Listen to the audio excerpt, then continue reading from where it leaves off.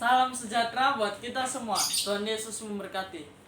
Pada hari ini saya akan melanjutkan membaca buku Alkitab di buku Bilangan, pasal yang ke-7 dan pasal yang ke-8. Di pasal yang ke-7 ini, judul perikop yang pertama ialah persembahan pada waktu pentabisan kemah suci. Ayat yang pertama. Pada waktu Musa selesai mendirikan kemah suci, diurapinya dan dikuduskannya lah itu dengan segala perabotannya, juga mesbah dengan segala perkakasnya. Dan setelah diurapi dan dikuduskannya semuanya itu, maka para pemimpin Israel, para kepala suku mereka mempersembahkan persembahan mereka itu, ialah para pemimpin suku yang bertanggung jawab atas pencatatan itu, sebagai persembahan di bawah mereka ke hadapan Tuhan. 6 kereta beratap dengan 12 ekor lembu, 1 kereta untuk 2 orang pemimpin, dan 1 ekor lembu untuk 1 orang pemimpin. Lalu mereka membawa semuanya itu di depan kemah suci. Kemudian Tuhan berfirman kepada Musa, "Terimalah semuanya itu dari mereka, supaya dipergunakan untuk pekerjaan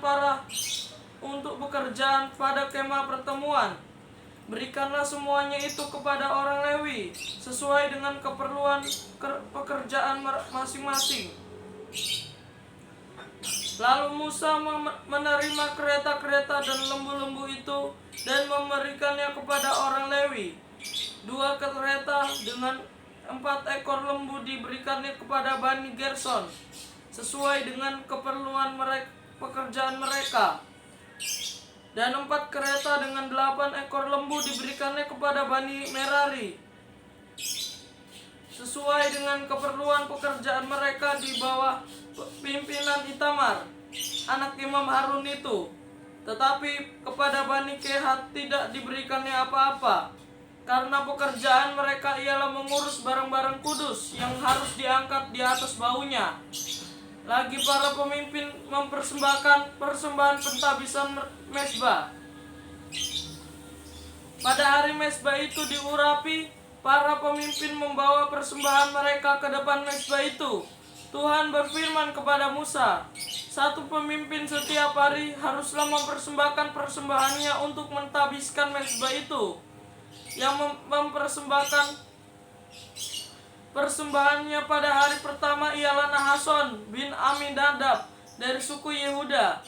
Persembahannya ialah 1 pinggan perak, 130 shikal timbangannya, dan 1 bokor penyiraman dari perak 70 shikal beratnya, ditimbang menurut shikal kudus.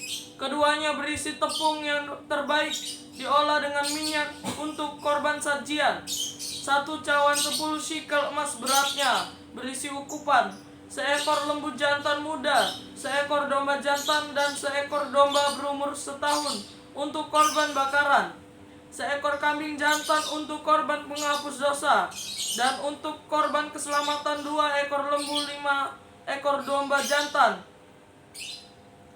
5 ekor kambing jantan, dan 5 ekor domba berumur setahun.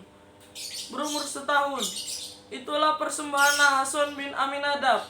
Pada hari kedua, Nathanael bin Zuar, pemimpin suku Isakar, mempersembahkan persembahan. Sebagai persembahannya,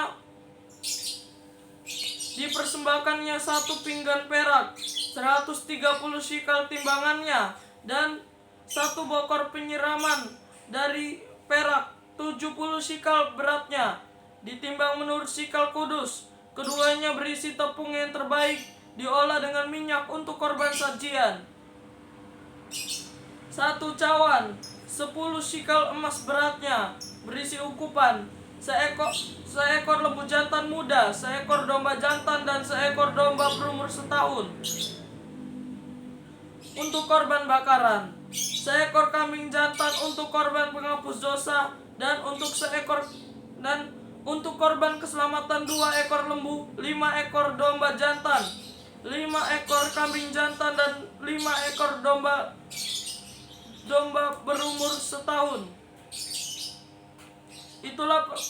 Itulah persembahan Nathanael bin Zuar.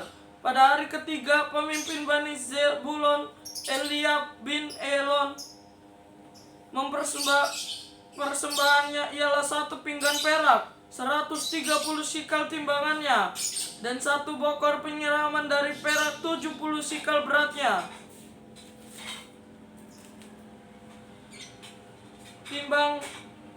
Timbang menurut sikal kudus, keduanya berisi tepung yang terbaik, diolah dengan minyak untuk korban sajian. 1 cawan 10 sikal emas beratnya, berisi ukupan, seekor lembu jantan muda, seekor domba jantan, dan seekor domba berumur setahun untuk korban bakaran, seekor kambing jantan untuk korban penghapus dosa, dan untuk korban keselamatan 2 ekor lembu, 5 ekor domba jantan, 5 ekor kambing jantan, dan 5 ekor domba berumur setahun. Itulah persembahan Eliab bin Helon. Pada hari keempat, pemimpin Bani Ruben, Elizur bin Syedur, persembahannya ialah 1 pinggan perak, 130 sikal timbangannya, dan 1 bokor penyiraman dari perak, 70 sikal beratnya, ditimbang menurut sikal kudus. Keduanya berisi tepung yang terbaik, diolah dengan minyak untuk korban sajian. 1 cawan 10 sikal emas beratnya, berisi ukupan, seekor lembu jantan muda, seekor domba jantan, dan seekor domba berumur setahun untuk korban bakaran, seekor kambing jantan untuk korban penghapus dosa, dan untuk korban keselamatan 2 ekor lembu, 5 ekor domba jantan, 5 ekor kambing jantan, dan 5 ekor domba berumur setahun. Itulah persembahan Elizur bin Syedur. Pada hari kelima, pemimpin Bani Simeon, Selumiel bin Zurishaddai, persembahannya ialah 1 pinggan perak, 130 sikal timbangannya, dan 1 bokor penyiraman dari perak, 70 sikal beratnya, timbang menurut sikal kudus. Keduanya berisi tepung yang terbaik, diolah dengan minyak untuk korban sajian.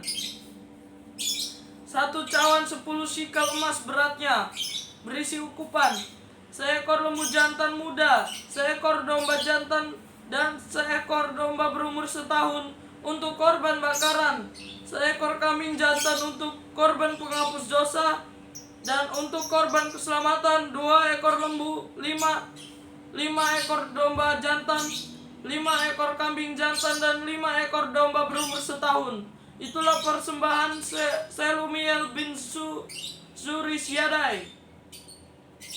Pada hari ke-6, pemimpin Bani Gad, Eliasaf bin Reuel, persembahannya ialah 1 pinggan perak, 130 sikal timbangannya, dan 1 bokor penyiraman dari perak, 70 sikal beratnya, timbang menurut sikal kudus.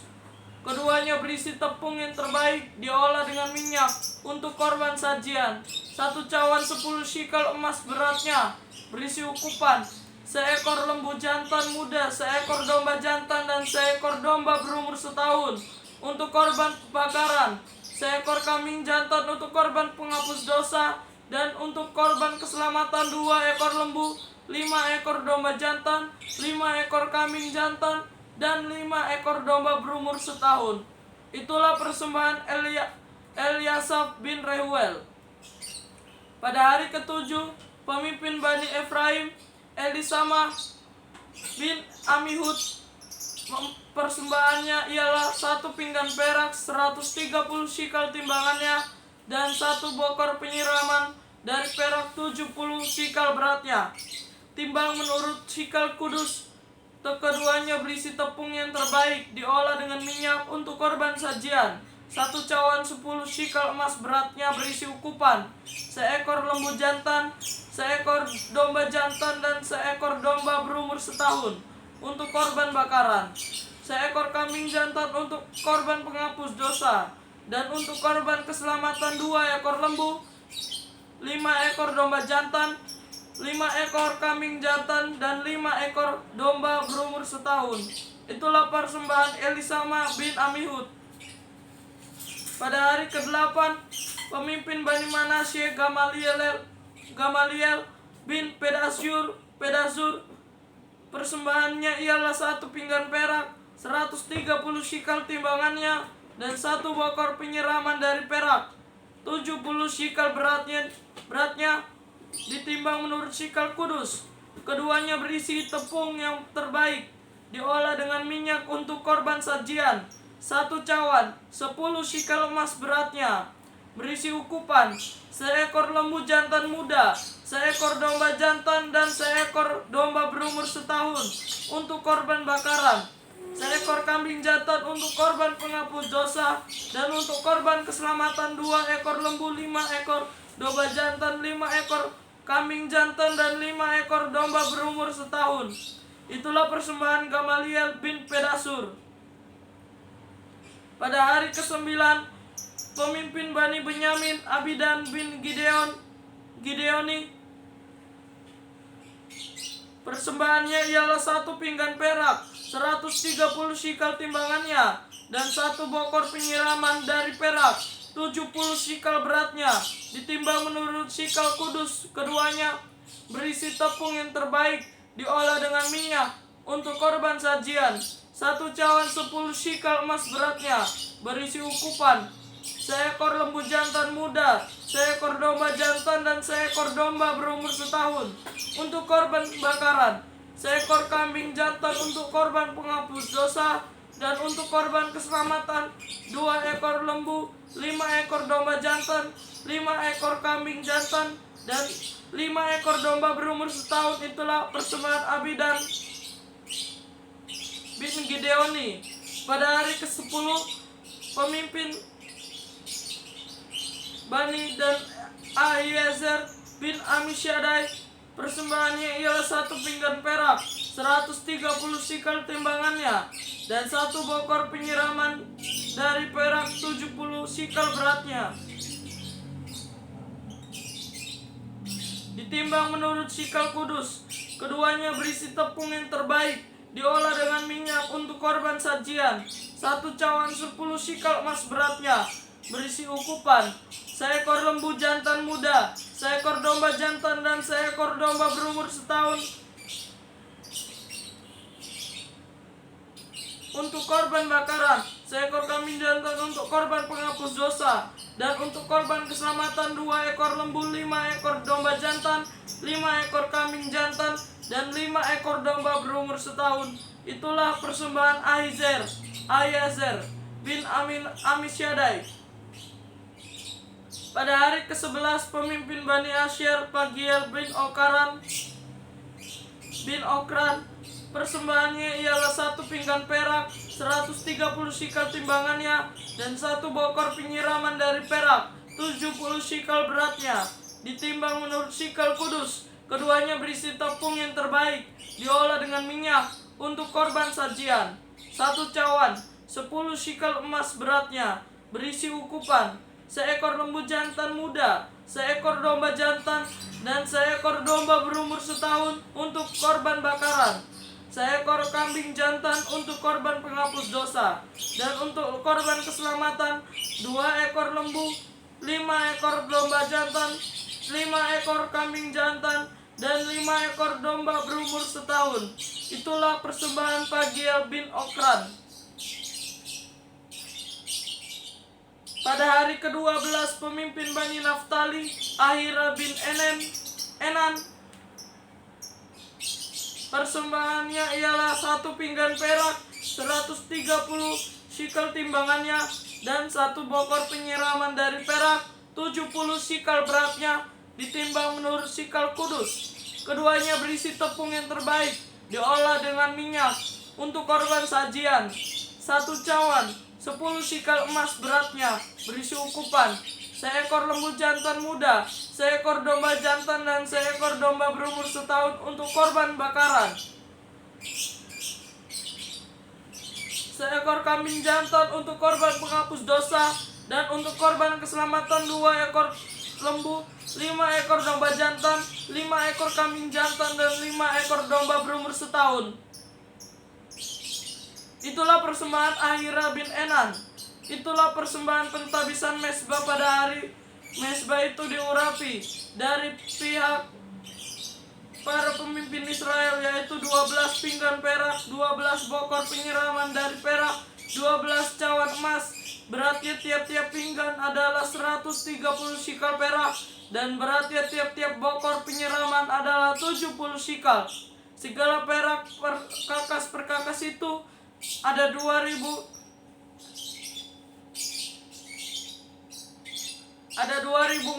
sikal beratnya,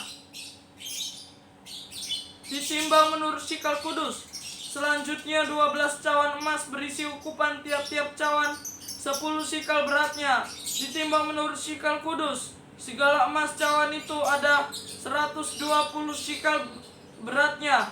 Segala hewan untuk korban bakaran itu ialah 12 ekor lembu jantan, 12 ekor domba jantan, 12 ekor domba berumur setahun dan korban sajiannya. Juga 12 ekor kambing jantan untuk korban penghapus dosa. Segala hewan korban keselamatan itu ialah 24 ekor lembu jantan, 60 ekor domba jantan, 60 ekor kambing jantan, 60 ekor domba berumur setahun. Itulah persembahan pentabisan mezbah sesudah mezbah itu diurapi. Apabila Musa masuk ke dalam kemah pertemuan untuk berbicara dengan dia, maka ia mendengar suara yang berfirman kepadanya dari atas tutup pendamaian yang di atas tabut hukum Allah, dari antara kedua kerub itu. Demikianlah ia berfirman kepadanya. Pasal yang ke-8, perikop pertamanya ialah kandil. Ayat yang pertama.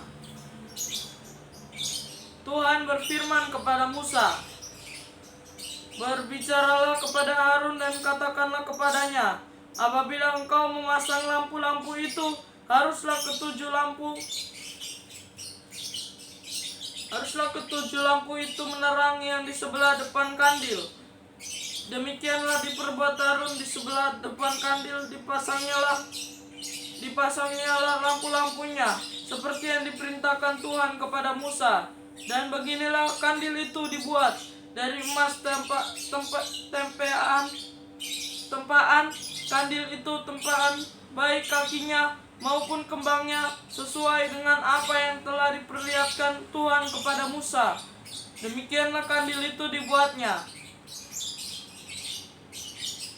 Bilangan pasal yang ke-8, perikopnya yang kedua, pentabisan orang Lewi.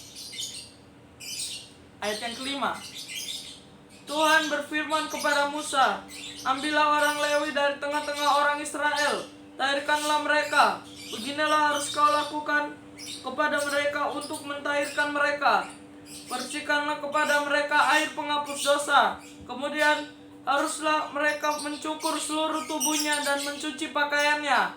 Dan dengan demikian mentahirkan dirinya. Sesudah itu haruslah mereka mengambil seekor lembu jantan muda dengan korban sajiannya dari tepung yang terbaik diolah dengan minyak. Juga seekor lembu jantan muda yang lain haruslah kau ambil untuk korban penghapus dosa.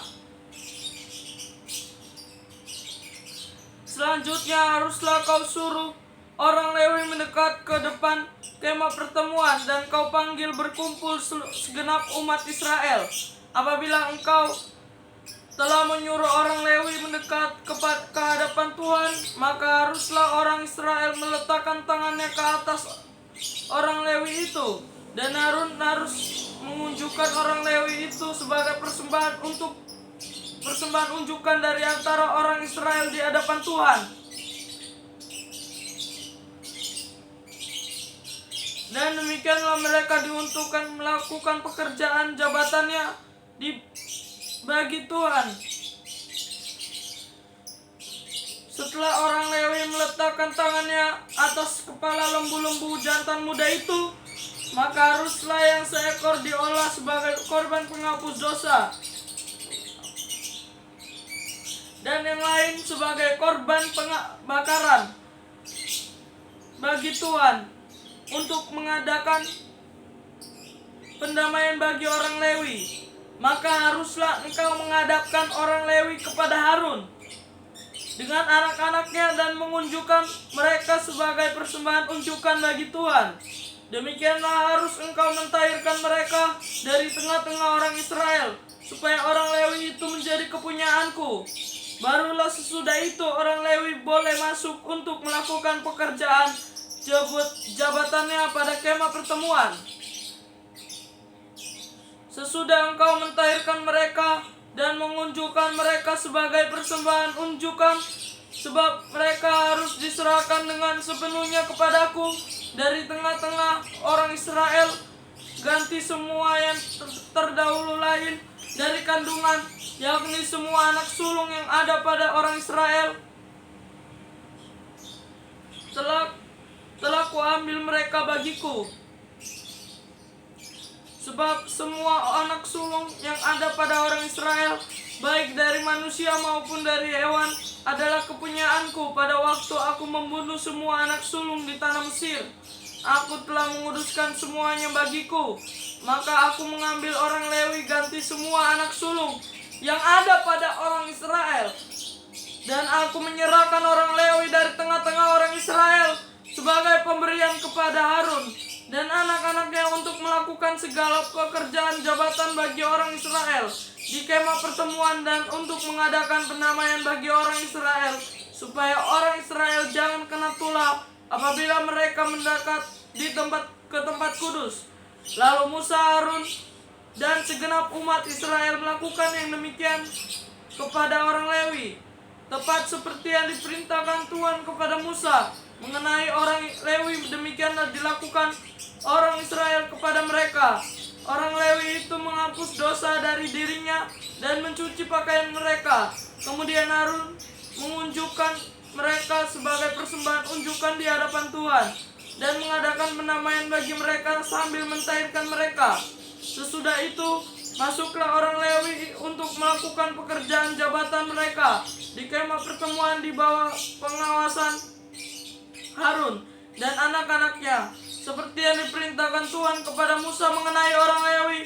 Demikianlah dilakukan kepada mereka. Perikop yang ketiga dari pasal yang ke-8. Awal dan akhir masa kerja orang Lewi, ayat yang ke-23.